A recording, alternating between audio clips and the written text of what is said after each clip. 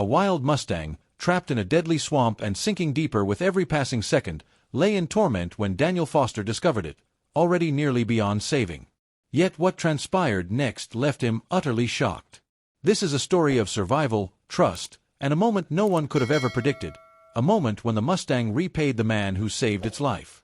The morning air was heavy with the scent of damp earth as Daniel Foster made his way along the outskirts of his ranch, where the recent storms had transformed the lowlands into perilous pockets of mud and water. Over the years, he had learned that such treacherous terrain could prove fatal for any animal unfortunate enough to wander too far into the swamp. Daniel, a man in his early 40s who had spent much of his life in solitude after leaving the military, found solace in the quiet of the Colorado wilderness. On his small ranch, he rehabilitated injured animals before releasing them back into the wild, a way to atone for the battles he had fought and a means to heal in his own way. As he adjusted the saddle on his horse Shadow, a sudden, desperate cry cut through the air, a sound faint yet unmistakable, a cry for help. Daniel's trained instincts sprang to life as he scanned the horizon in search of its source. It was not the cry of a coyote or the call of a bird. This cry was different, weak, strained, almost pleading. Without hesitation, he mounted Shadow and urged the powerful stallion forward, the animal responding instantly as they galloped toward the source of the sound. Approaching the swampy edge of his land, Daniel's sense of urgency intensified when he saw, in the murky shallows, a small wild Mustang foal struggling amid the thick, relentless muck. Its tiny legs were trapped, and every frantic attempt to free itself only ensnared it further. Covered in mud up to its chest and with eyes wide with terror, the foal's pitiful state sent a jolt of determination through Daniel, for he knew that if the foal exhausted itself completely, it would lose the will to fight and its fate would be sealed. Her voice was warm and inviting as she softly called out, and Mark, his throat tight with emotion, nodded in quiet acknowledgement. He glanced at the Mustang standing beside him. Its breathing was labored yet steady. "We did it," he murmured softly. Soon, Claire approached with calm, deliberate movements. She reached out to let the Mustang sniff her hand before gently stroking its neck. "What a beauty," she murmured, her eyes drifting to the bandages wrapped around its injured leg as her expression grew serious. "Let's get it inside," she urged, her guidance steady. Mark then led the Mustang into a large, well-lit barn where the warmth inside starkly contrasted the frigid air outside. Fresh hay covered the floors while the scent of grain and wood filled the space. He guided the Mustang into a spacious stall where Claire immediately began to assess its injuries. "You've done an incredible job keeping this horse alive," she said, her voice full of admiration, a sentiment most would not have achieved at this stage. Leaning against the stall door, his legs trembling with fatigue, Mark admitted, "I couldn't just leave it out there. It deserved a chance." As Claire worked, Rosie barked urgently outside. Mark tensed, wiping his hands on his jeans before stepping out of the barn. Rosie stood rigid near the fence, her gaze fixed on something in the distance. Mark followed her line of sight. His breath caught when he noticed movement in the snow, a figure emerging from the woods. It was not the mountain lion, but a man clad in a heavy coat and carrying a rifle over his shoulder. Mark recognized him instantly as Jim Barnes, a local hunter known to roam the area. His stomach tightened as memories of past clashes over wild Mustangs, Jim arguing they were nuisances to ranchers and wildlife alike, flashed through his mind. "What brings you out here, Jim?" Mark called in a calm yet firm tone as the hunter approached. Jim halted at the fence, his expression unreadable. "Morning, Mark. I heard some shots last night. Thought I'd come check it out," he replied. Mark folded his arms, his gaze steady as he maintained his focus on keeping a mountain lion at bay.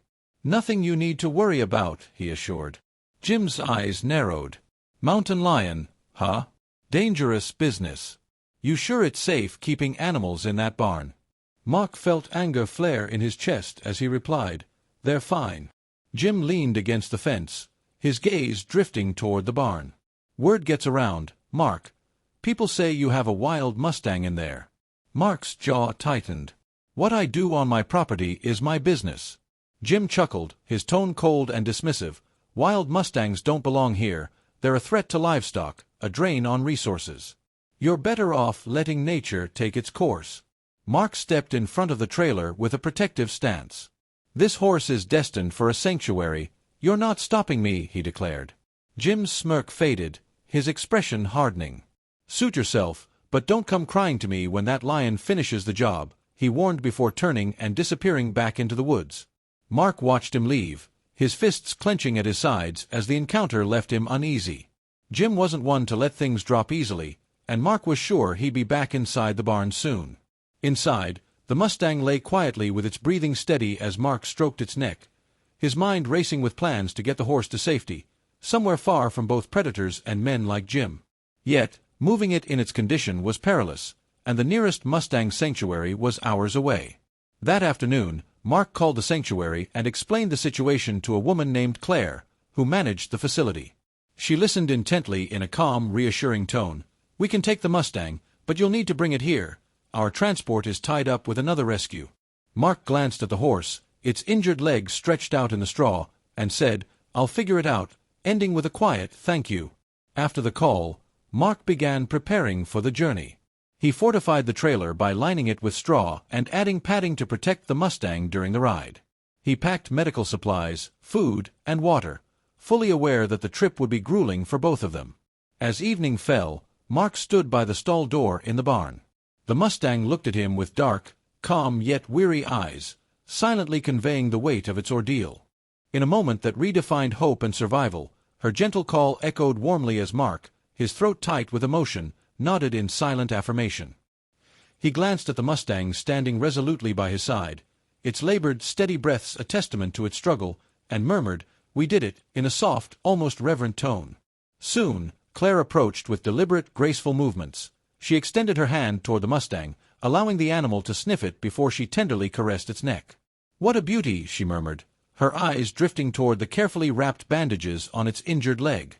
Her expression shifted to one of solemn resolve as she added, "Let's get it inside," her voice laced with both urgency and compassion. Following Claire's lead, Mark guided the Mustang into a spacious, well-lit barn where the warmth inside sharply contrasted with the biting cold outside. The floors were layered with fresh hay, and the air carried the comforting aroma of grain and weathered wood. Mark carefully led the animal into an ample stall while Claire immediately began assessing its injuries. "You've done an incredible job keeping this horse alive," she said, her tone rich with admiration, a sentiment that few could muster in such dire circumstances. Leaning against the stall door, Mark's legs trembled with fatigue as he confessed quietly, "I couldn't just leave it out there. It deserved a chance." Just then, Rosie barked sharply outside, her tone urgent and piercing. Mark tensed, wiping his weary hands on his jeans before stepping out of the barn. Rosie, ever vigilant, stood rigid near the fence, her eyes fixed intently on the distance. Mark followed her unwavering gaze. His heart skipped a beat when he noticed subtle movement in the falling snow, a lone figure emerging from the shadowed woods. It was not the mountain lion he feared, but a man clad in a heavy coat with a rifle slung over his shoulder. Immediately, Mark recognized the intruder as Jim Barnes, a local hunter whose reputation for clashing over wild Mustangs was well known. His stomach tightened at the memory of previous confrontations, when Jim had argued that wild Mustangs were nuisances to both ranchers and nature alike. "What brings you out here, Jim?" Mark called out in a tone that was both calm and firm as the hunter approached. Jim halted at the fence, his face unreadable, and replied in a measured tone, "Morning, Mark. I heard some shots last night and thought I'd come check it out." Folding his arms, Mark maintained a steady gaze. "I'm just keeping a mountain lion at bay. Nothing you need to worry about," he assured.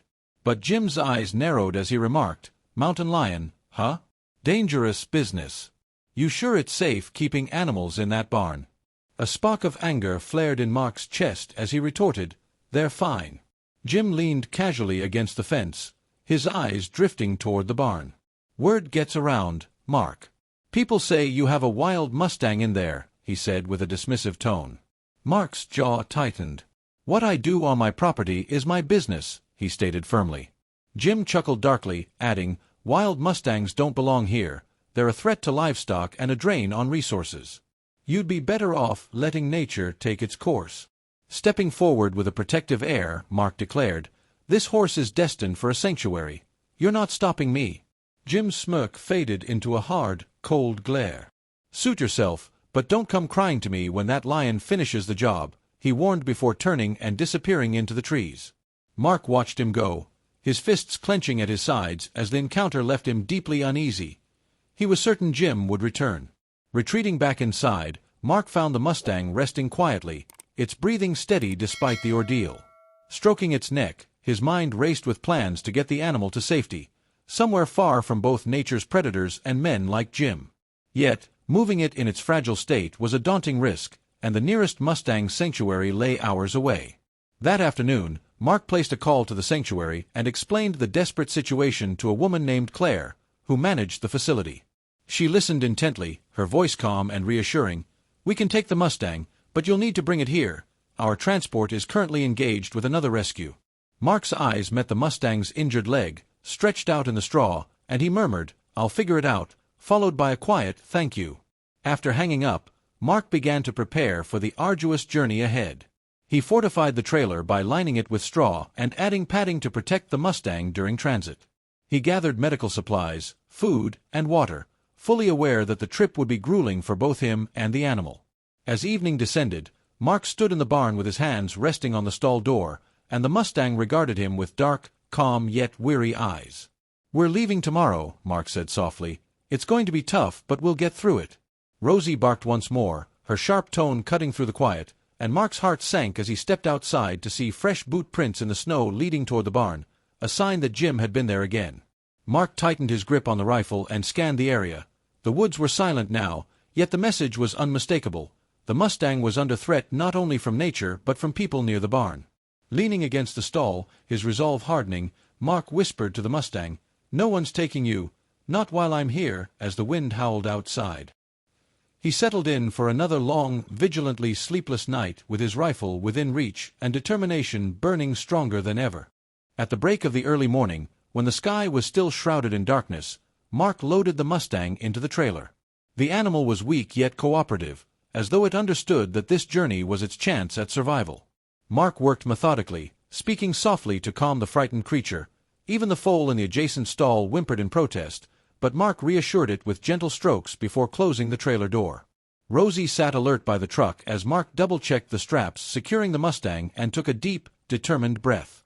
Every minute wasted increased the risk of another visit from either the mountain lion or Jim Barnes. The truck's engine roared to life as Mark guided it down the snowy driveway, the weight of the trailer making the drive slow and arduous on the icy roads, which demanded his full attention. Rosie, nestled in the passenger seat with her head resting on his lap, provided a quiet source of comfort as the sun began to rise. Outside, the forest around them awakened. Snow sparkled on the branches, and the distant call of birds briefly shattered the morning silence.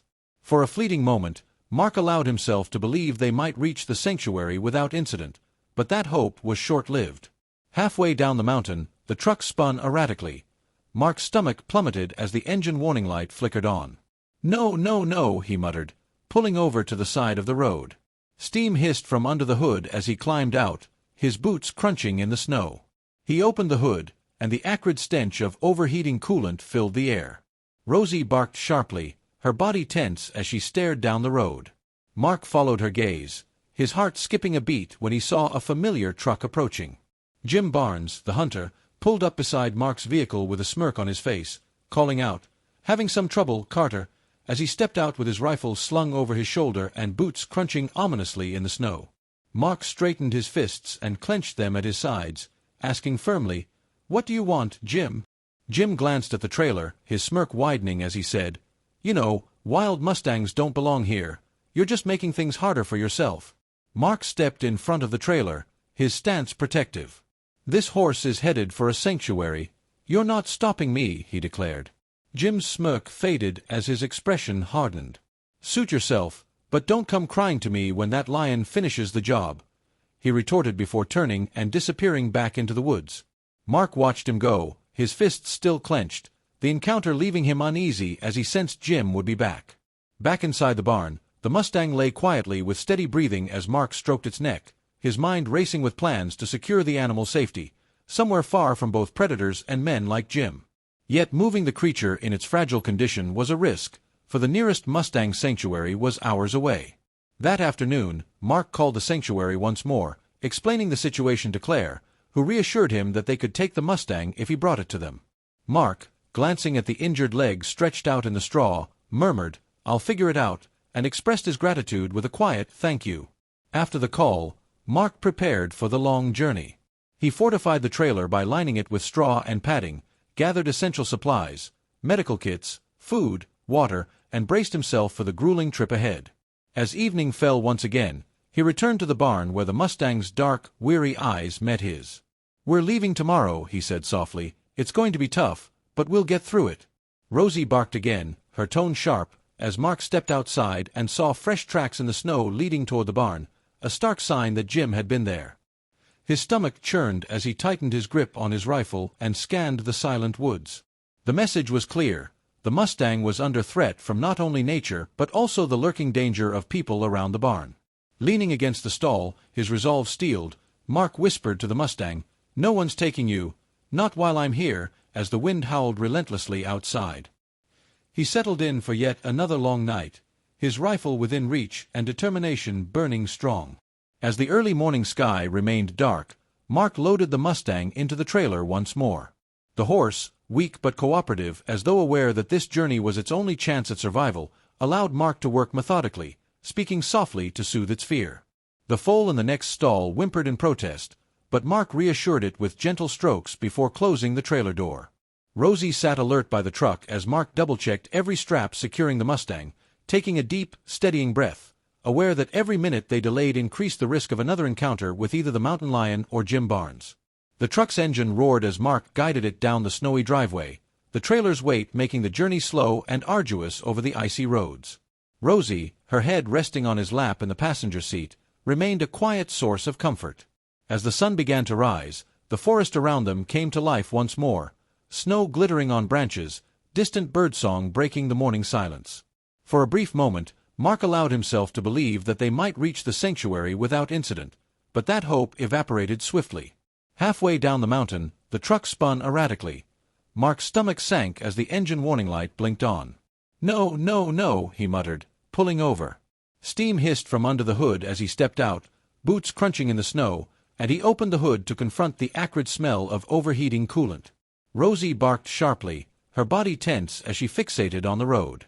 Mark's heart raced when he saw a familiar truck approaching.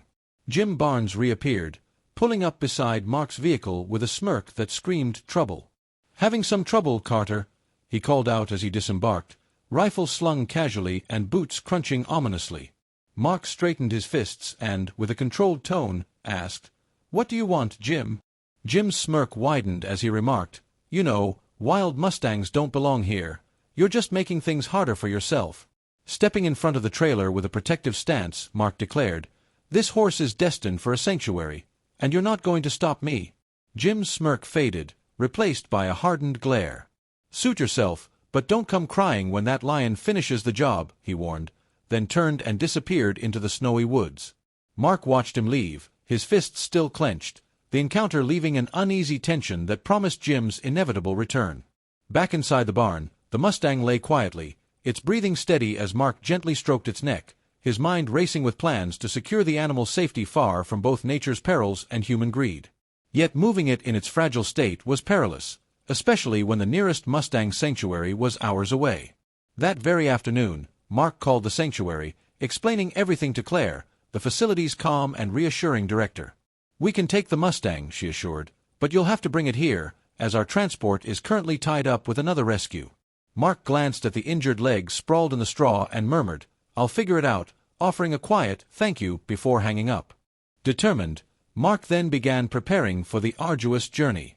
He fortified the trailer by lining it with straw and padding, gathered essential medical supplies, food, and water, knowing well that the trip would be grueling for both him and the Mustang. As evening fell once again, he returned to the barn where the Mustang's dark eyes, though weary, met his with quiet resolve. "We're leaving tomorrow," he said softly. "It's going to be tough, but we'll get through it." Rosie barked again with urgency, and as Mark stepped outside, he noticed fresh tracks in the snow, boot prints leading toward the barn, a clear sign that Jim had been here yet again. His stomach churned as he tightened his grip on his rifle and scanned the silent woods. Whoever had been there was now gone, but the message was unmistakable. The Mustang faced threats from both nature and men. Leaning against the stall with steeled resolve, Mark whispered, "No one's taking you, not while I'm here," as the wind howled outside. He prepared himself for another long, restless night with his rifle at the ready and determination burning brighter than ever. When the early morning sky remained dark, Mark once again loaded the Mustang into the trailer. The animal, weak but cooperatively resigned, seemed to understand that this journey was its only chance at survival. Mark worked methodically, speaking softly to soothe the creature, even as the foal in the adjacent stall whimpered in protest. He reassured it with gentle strokes before firmly closing the trailer door. Rosie, ever alert, remained by the truck as Mark double-checked every strap securing the Mustang and drew a deep, steady breath, aware that each minute lost increased the risk of another visit from the mountain lion or Jim Barnes. The truck's engine roared to life as Mark guided it slowly down the snowy driveway. The trailer's heavy burden rendered the drive slow and arduous, the icy roads demanding his undivided attention. Rosie, with her head resting on his lap in the passenger seat, provided a quiet comfort as the forest around them stirred to life, snow sparkling on branches and distant birdsong briefly breaking the morning stillness. For a moment, Mark allowed himself to believe that they might reach the sanctuary unscathed, but that fragile hope was shattered when, halfway down the mountain, the truck spun erratically. Mark's stomach sank as the engine warning light flickered on. "No, no, no," he muttered, pulling over to the side. Steam hissed from under the hood as he climbed out, boots crunching in the snow, and he opened the hood to face the acrid odor of overheating coolant. Rosie barked sharply, her body tense as she stared down the road. Mark followed her gaze, his heart skipping a beat when he saw a familiar truck approaching. The Mustang was safe, and its journey had only just begun. Climbing into the driver's seat, Mark cast one final glance back at the sanctuary before driving away. Though the road home was long, the memories of the past few days lingered in his mind, the Mustang's resilience, its fierce will to survive against all odds, and the deep, unexpected bond they had formed. It was not merely a story of survival, it was a testament to the strength found in compassion and the power of second chances. As Mark pulled into his driveway and the first flakes of a new snowfall began to drift down, he stepped out of the truck with Rosie at his side and gazed at the quiet ranch. Life would continue as it always did, yet he knew he would never forget the Mustang or the lessons it had imparted. Sometimes the smallest acts of kindness can change a life, and sometimes those very acts transform your own. As he drove away, a deep sense of fulfillment settled within him. The Mustang's journey was not only one of survival but also a celebration of kindness and the promise of second chances. If this story has touched your heart, please like, share, and subscribe to Thunder Hoofbeats this video with someone who cherishes inspirational tales. Together, we can spread messages of hope and compassion.